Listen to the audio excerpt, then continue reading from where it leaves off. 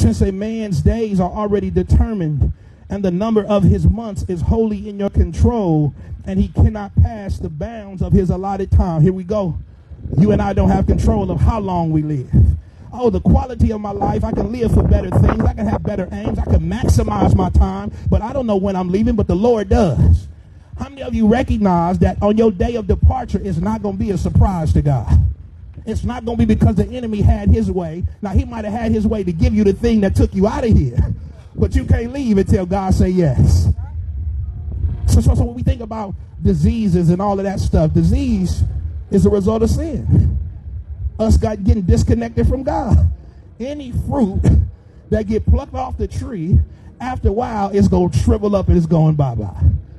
Can't avoid that when we get disconnected. So these things, even though God is a healer, his ultimate healing is, come on home. There's going to be a day, and you might even pray for me. I might have something that's a sickly body thing.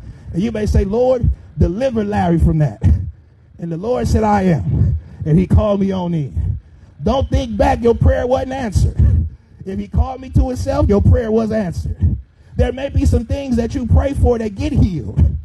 And God said, because you still got some work to do. So he said that didn't have the final say. One person was most sick. What God said is when it was time for them to leave, I had to say, okay.